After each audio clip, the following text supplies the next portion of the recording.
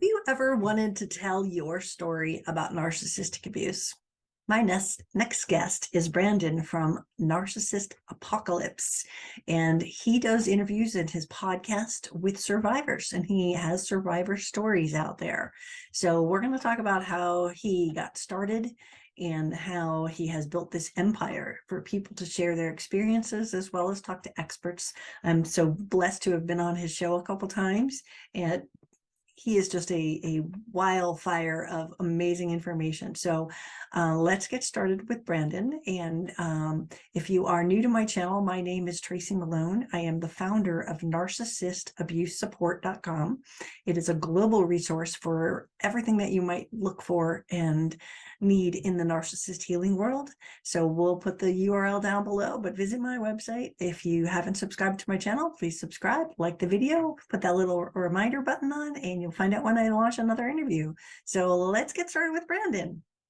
Welcome, Brandon. Thank you so much for joining me. I love having you on my show.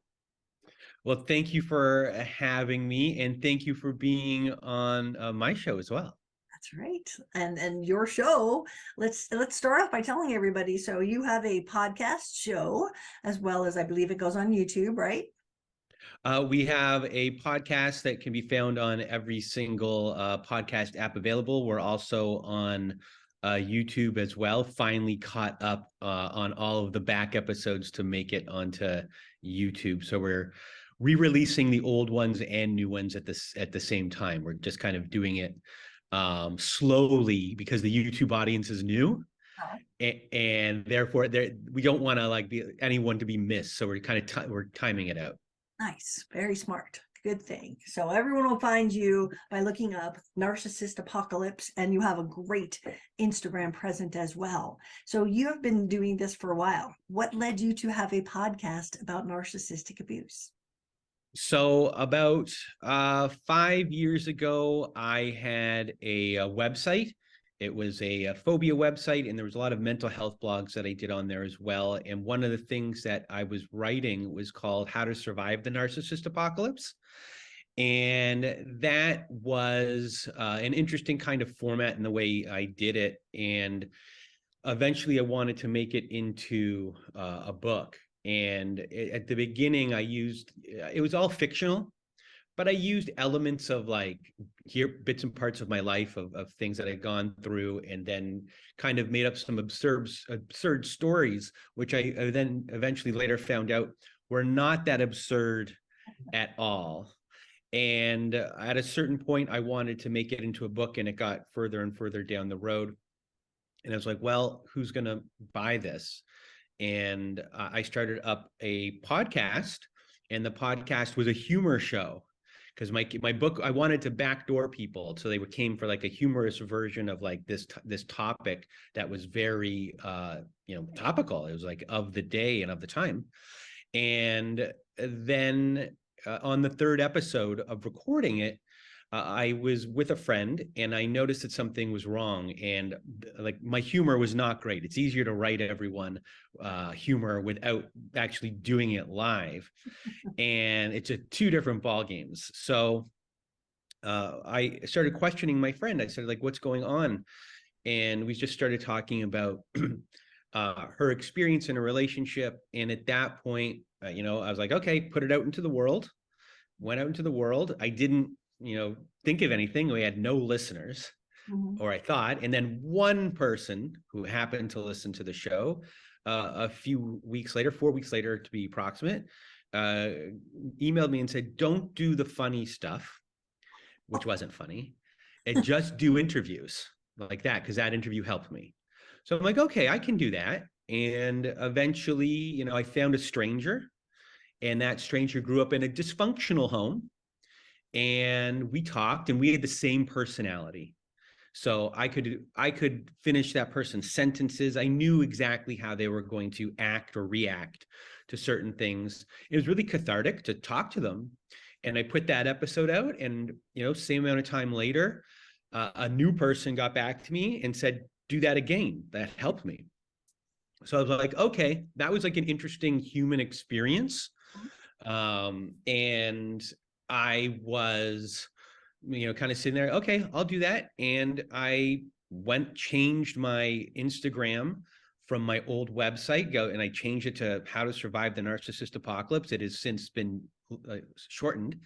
And I just said, like, this is what I'm doing now. Like, who does anyone want to be a guest on the show? And I was just like, I couldn't believe it. It was like from, Singapore to Germany to France, the United States, Australia. People just started emailing me or direct messaging me through Instagram. And I was like, oh, wow. Like I just kind of went. And from that point forth, from living in dysfunction and knowing, what dysfunction was, and being in I'm a codependent person. So being in a relationship where I'm a codependent and the other person isn't, you still kind of understand some of the things that are going on with people that are in like the abuse realm. And then it became a lot of, okay, I'm just helping people tell their stories. And then realizing after a while, what am I doing? Like, what is this thing that has been created?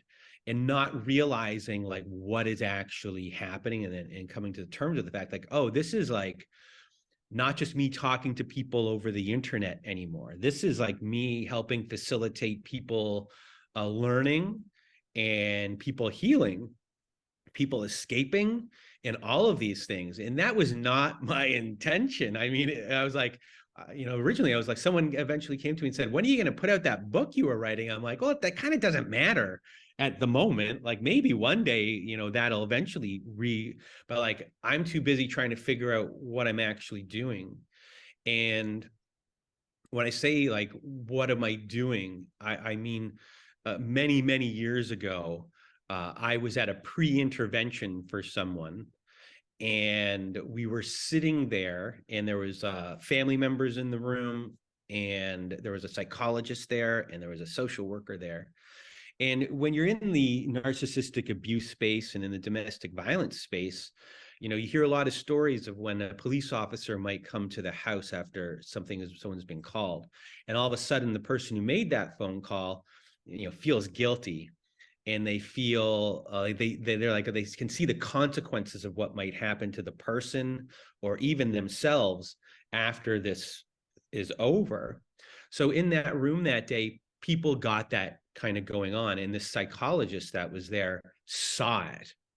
And I was very quiet because my role in my family was more of the, you're looking at the chart of like, is this person a scapegoat? Is this person a golden child? Is this person a lost child? I had interesting family dynamics. Everyone was different at kind of at a certain point. I would never say that I would ever be a scapegoat. I had like, my situation was with an other member of the family and not a parent specifically. And so in this room, I was the kind of lost child in a way. I didn't have a voice, or whatever I voiced about a situation wasn't heard. So in this situation, this person says, all of these people aren't telling the truth. You know the truth. And I go, wow, people are about to listen to what I have to say here. I'm the youngest. So, I was a kid who saw everything. It was like, don't rock the boat. But even when I tried to say something, it just wasn't heard. So I broke into a story, which could have been corroborated by someone who wasn't in the room, but at least it could have.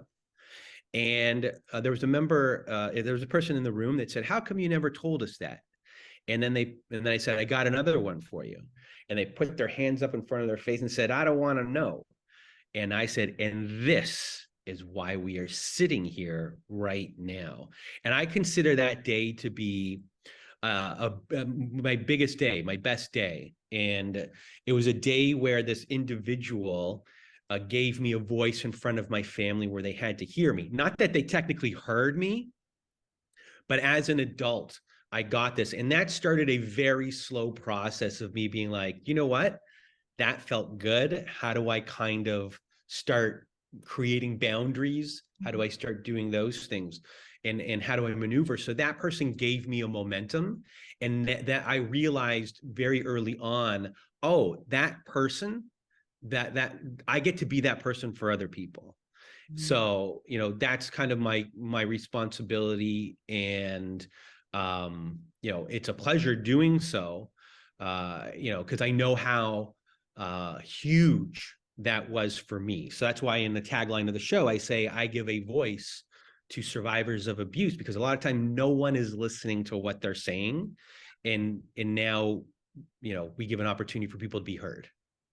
And that's such an important thing that you are doing, because they just, nobody hears them. So to get onto your show and to be heard, to be seen, to be validated, so important. And, you and I both know that what these people have been through is horrifying, shocking, traumatic, and everything that they've gone through, nobody believes them.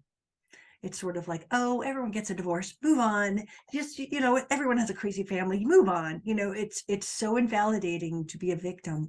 So to be able to have a platform like yours to get out there and be heard is amazing. I remember making one of my first videos, and I was recently out there, and I'm like deleting old ones. I'm like, man, those are 7 years old. They're just like bad. Like, I was very emotional, and but it was my healing as well at that time, and so it really did help me. Are you still shocked when you hear stories? Occasionally there are ones that are shocking. We did one recently where it was very, very difficult. It was the most trigger warnings I ever put on an episode. That was very difficult, when it's like, when it veers away from like just emotional abuse and it goes into other forms of abuse. That kind of stuff is hard to hear. But sometimes, I'm fascinated by the psychology of everything. And, we try to show a lot of the time, so there's less shame, how anyone can be taken, how anyone can be abused. And we try to kind of show a roadmap of how it can be done. And, sometimes there's real good people that are at finessing. And then there's the real crude ones who are like just banging and ramming their head into a fence. Sometimes with the people who are like the finessers, sometimes you come up with like some really interesting long plays where they can like get you on the con. Everyone loves a con movie in those sense. And I've been conned, pretty good a few times. And even when I was I remember a specific one. I won't go into details, but I remember when the punchline of it hit, and I was like, I have no choice here but to go along with it. And I internally, knowing I was losing, applauded they're smart when the cons are like that. The brilliance of how they planned it out to get to that point. I was like, way to go. Like, that was good. That was good. And I couldn't, I know I could have said no. But back then, I was just like, I can't say no. There was like the way my internal thing that was running me, like I was like, oh, I can't say no to this person when they did this. But today I would be like, hard no, get out. Like, look at, I would point out every little thing now, how they got to it and like how tricky they were. Whereas back then I was too scared to do so because of the aftermath of what I might hear. Right. But now I'm like, okay, no, I have no problem telling you what I think of you and what you just did. Yeah. And that's the power of recovery, right? We're seeing it from an eagle's view down, versus when we were in the fire pit, like my early videos, and what you're describing here was sort of like the deer in the headlights. And you're like, okay, this is weird. All right, I'll go along with it, right? But you're still sitting there, your intuition, your stomach is in knots. You're going, this doesn't feel right. This doesn't feel right. But like, again, situationally, and all victims know this, situationally, sometimes there isn't a choice, right? Sometimes you're in, and you got to get through that particular moment. Or if you speak up, or if you do the next level, then you could end up in worse trouble. So like, you just suck it up, let's get through this, then we'll deal with it, right? So, it is a valuable lesson that people are hearing this, because everybody experiences it, and that sort of, I didn't have a choice. And that's what so many survivors struggle with, people understanding that. Do you hear that a lot? Is my friends don't get it, my family thinks I'm crazy. Again, that invalidation is what you're bringing to people. I mean, Yeah, and validation. the validation is, and that's the biggest thing I think with the show, which is, people are coming on to share their stories, but I like to get them prepped now in the sense of, yeah, you're sharing your story and you're going to get validation or whatever you're going to get from being it, but you have a job to do as well. And like, you are now not just telling your story, you yourself are an educator. And your job is to point out everything. Your job is to share your feelings. Your job is to connect to people so they understand that these are their feelings too, which they can't explain. And their job is to be as much as an educator. And I'm just there to facilitate, like, what's the best way within your story to get that education out there. Yeah. Yeah. And that was something both you and I had to like learn. Oh shit, we've got responsibility here. Video, and it was kind of funny, and it literally, it was like 7 years ago, and it was how narcissists are made, and I definitely did it, and it was like stupid. It was sort of like, when the spaceships used to come and they'd take the guy in and they'd probe something up their butt and send them back down. I'm like, that's them. Okay, I can't do that shit anymore because people like listen to me now. That was my own personal journey, right? But it is a big thing to learn, that what we say is being heard. Again, I've got this map behind me of all the little pins from all my clients all over the world, right? So it doesn't matter. I've got people in Singapore going, I'm listening to your podcast as I walk through the market. It is powerful, and we have a responsibility as well, all the people that you interview, to see that, hey, it's not just about you now. You're stepping into this educator survivor mode. Mm-hmm. Yeah, and it's not something I take lightly. And, I had to learn a lot of stuff. I had my own experience of, this world, but then, I am a man. I am a single man. I've never been married. I don't have children. I had to learn about court. I had to learn about custody. I had to learn about all these things. So speaking over the years to lawyers, mediators, Bill Eddy, which was fantastic, from the High Conflict Institute, the professionals from enmeshment, gaslighting experts, everything like that. You're constantly learning. And that's the one thing about this, that I'm constantly learning. And every time I think, I still learn from everyone who comes on the show. And the show has had so many different versions to me. Like, I notice them, that like, I learned something from this person, I go and incorporate it. And, we had on Evan Stark, who wrote the book on coercive control.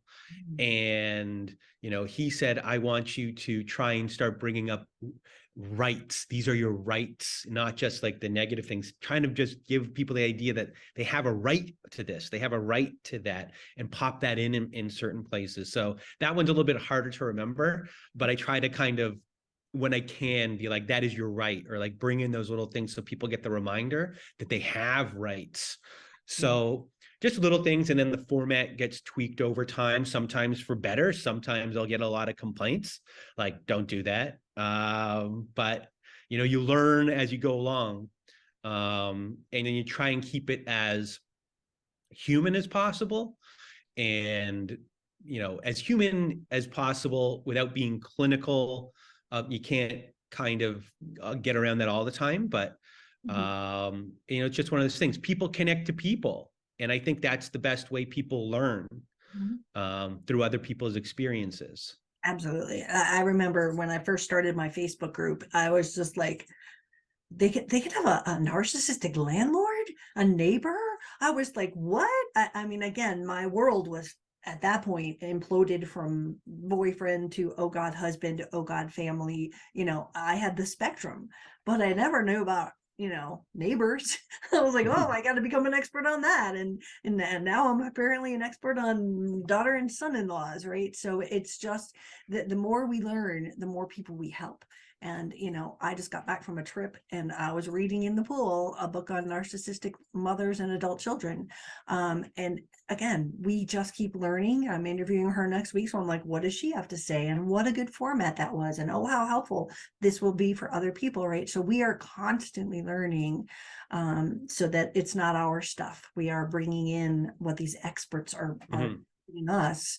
And in order for me to have that psychologist, I'm like, I'm going to read her book, and I'm going to make sure I know everything that I want to suck out of her during the interview, because that's our goal, is what's the most important thing people need to hear about this. Do you have more men that step up, or do you have more women that step up? We have way more women. Our audience is 87% women. We're selective on the men that come on, and a lot of that is due to the tone of voice. Because we have such a big female audience. With men, the tone of voice, it makes a big difference when someone is listening. So if someone is a very angry tone, then I can't put it on, because no one will listen. It'll be triggering for too many people. So when we find the men, I'm like, okay, perfect. This is, they're calm. And a lot of the time that is because they've been out of it for so many years that they've been able to kind of bring it down a little and really talk about it from a perspective of not just being educated about it, just not being triggered, but they're really able to dissect what happened in a way that when you're in it, it is very difficult to see everything. And it's not to say that we don't put those types of episodes on. We do occasionally, and we do that because there is a segment of the audience that wants to hear that. But I think in the grand, like the long term, in the grand scheme of things, having people further out of it usually provides the most education, and because there's just a lot more perspective that has happened for them during that time, and the healing process is done. And I like to show that people, like, the healing process can happen, and that everybody's healing is different, and you get to hear those things. So I had one episode where this person's healing process was fantastic, so we shortened up the story of what happened to them pretty quick, so we could just hear them talk about the process of their healing longer. So we try to change it up, even though everyone be like, well, it might be the same story. Everyone's story is different, and everyone's experience of the situations and reactions are different. And then everyone's feelings and how they describe their feelings, and everyone's job is different. We have therapists on our show. We've had CEOs on our show. We've had people on welfare on the show. We've had people from all spectrums, all genders, all races, religions. It doesn't, like, the abuse knows no bounds. And so it's great to have the cross section of everyone, so someone will be like, that's me, that is me. Absolutely. And I think, as you said, while neither one of us have a huge audience of men, those that do listen are normally able to adapt to, okay, I hear that this is for women, I better learning too. It's that bird's eye perspective I was talking about before, where the emotions are not attached to it anymore, right? It's like a trigger. When we get triggered, the emotions come back from that event. However, if we are just having a flashback of a memory, then we're not going, the emotions don't come and cripple you as you're telling the story. And that's an important part. When I was just on vacation, I was sitting on the ocean, and jet skis were boom, boom, boom. And I'm like, wait a second. I pull out my pad. I'm like, I have a jet ski story that I've never really thought of or processed in 15 years. And I jotted down what happened. And my ex it was before we were even married. And he rented this jet ski in Florida, and he was doing donuts, and I'm holding on, and we're going as fast as it could be. And I'm screaming. I'm like, stop, you can't do this. And he just like spun so fast that I skipped across the water like a rock being skipped. And then he just kept going. He left me there. I was like, oh my God, it was like the most horrifying experience. But retrospectively looking down from it, all these years later, I went, oh my God, he gaslit me. He did this. Like, I could name the things that happened. And I sat there and I wondered, like, I wonder if that's the first time he gaslit me. Told everybody I was being a big baby. He wasn't really going 90 miles an hour and throwing me off. All of it was like, when we get a memory like that, the difference between just a memory and going, oh, let me look at that, versus, oh God, don't put any jet skis in my eye view. I don't want to see them because I'll go down that rabbit hole, right? So we're taking out the emotions to really dissect what the heck happened, and that makes it easier for people to listen to, and it gives them hope to go, I want to be that. I want to get. They've got so much like me, and I want to be that when I get through this. So. It is about looking at it from a higher perspective where the emotions are not still glued to us, Yeah, well, those are, with those people who are in that part of their healing, it's just, as you said, like being able to look at your old situation there with, the jet skiing, you're able to look at it in so many different layers that could possibly going on, because part of the healing is the education part, which is, when people come and they find you, as everyone who's listening to this, when I started to delve into research, when I started doing my show, you're one of the first sites I go to, when you're trying to learn about it. And the education of all of it is a big part of the process, because people want to know who they're dealing with. People really want to know the ins and outs of, okay, that happened. Then they can start connecting the dots to everything. And when you put your investigator hat on, which everyone is doing, everyone starts to be the investigator. And then you can really go through all the processes of your life and be like, okay, that's happening. Then they cross their T's, they're dotting their I's, and they start to make their decisions, very informed decisions, because they're doing homework. A lot of people will start to do journaling. Even their journaling, they might not believe what they just journaled. So they'll have to go through the cycle again to then re-journal again. And, that's just part of the education process. And once you're kind of done that process, everyone feels like they're an expert, because they are. I mean, they've done so much homework to get to that point, to get to look at a situation and go, oh, before I just looked at it as like this jet skiing thing. But now I'm like, oh, that probably happened, and this and that. Then they probably went to their family after and were just like, smeared me there, sowed seeds of doubt on me over there, came back. That's why their family was acting funny towards me, but no one was saying anything to me. So you can start to be like, especially when things like that, when someone's acting funny, you're like, something now must have been said after that.